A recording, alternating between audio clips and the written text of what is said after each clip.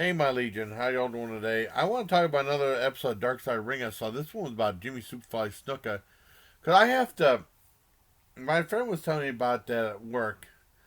And I found out about when it's late in the second season of the show.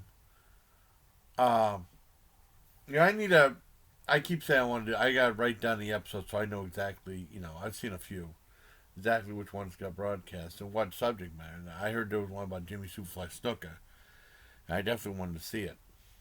Because I was always a big fan of Jimmy Superfly Snuka. I remember late in we get Thunder, 2011, 2012, whatever. Being case of a wrongful death suit that they reopened by this one girlfriend he was seeing. He was married at the time, and I was shocked. I didn't know anything about any of this. And it talks about his rise. I mean, because I always thought he was a good guy, awesome wrestler. I knew he acted like he was out there, and then he said found out that some of that wasn't an act. The way his partying and carrying on in the ring and stuff like that, back in the '80s and stuff like that, and him getting hit in the head with a coconut on Roddy Piper. I'll never forget that. It wasn't all an act. Some of the stuff was real. I thought maybe it was just an act or something like that. We go hoo hoo hoo hoo hoo and act like that, but I guess not. I mean, I always thought he was probably one of the best wrestlers ever. And whenever I heard about the wrongful death suit being reopened after so many years, I didn't know anything about that. I was shocked. My dad and I were both shocked. And uh, this episode helps tell what happened.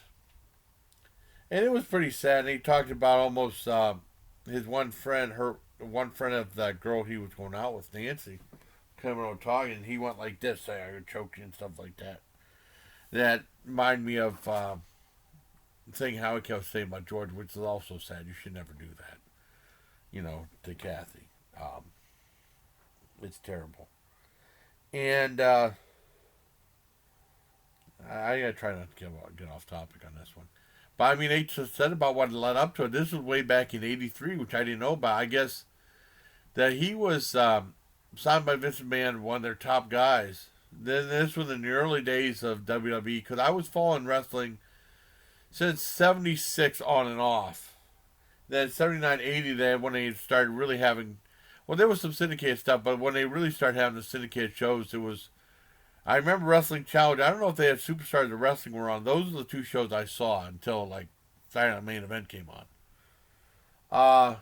And most of them from Allentown, Pennsylvania, which I didn't know about. Well, until I saw this episode. And it talked about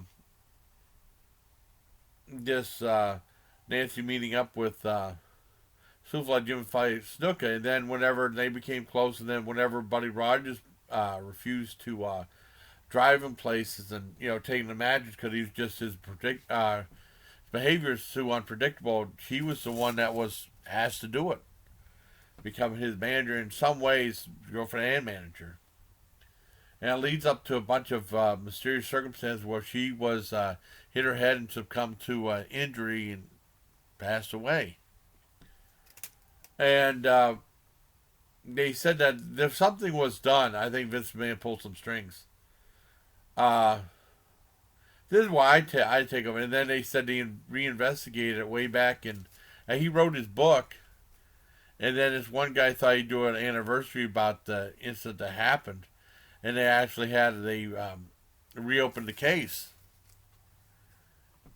And Jimmy Fly Snuka was taken to trial, and by that time he was so out of it. A lot of the wrestlers are really screwed up from the time, from a lot of head injuries and stuff like that. He had dementia so bad the judge said he was unfit for trial, so he released him. And then they had interviewed with like some of the people. The Tonga kid, well, he was young at the time. He looked more like Rikishi now, but I really didn't recognize Don Morocco. They had an interview with him, who had a feud with Superfly Snuka back then.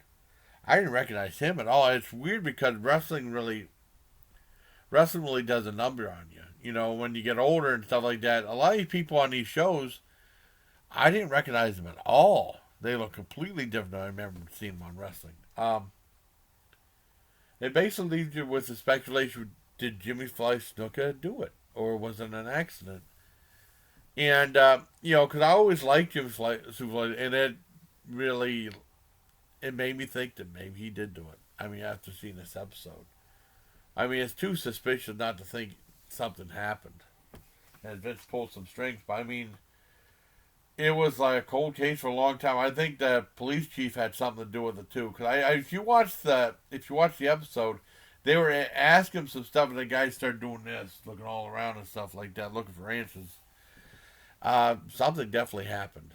I thought it was a fascinating episode. Give it a 10 out of 10. It's very sad, though. A lot of these episodes are sad, but it shows you the dark history that wrestling has. And it's definitely worth watching. I didn't know about this. I was watching some of the Jim Cornette stuff on his channel. He mentioned Superfly Dark Side Ring. I said, "Oh crap! I gotta look that up." But I gotta. Whenever I get a chance, I gotta see what episodes of Dark Side Ring and then watch all of them. But it's very sad. It's a 10 out of 10, but it's a very sad episode.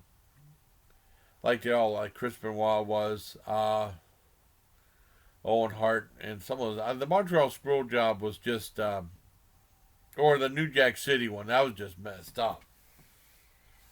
But, it's very sad. So I hope you like this video, everybody. Till next time, please take care, my Legion. Because I always was a big Superfly Snuka fan, you know what I mean? Oh, and I remember that thing in Madison Square Garden. I don't think I didn't see the episode. Well, I saw tape of it. I wasn't there at the actual thing when he jumped off the steel cage. Hope you like this episode, this video, everybody. Until next time, please take care.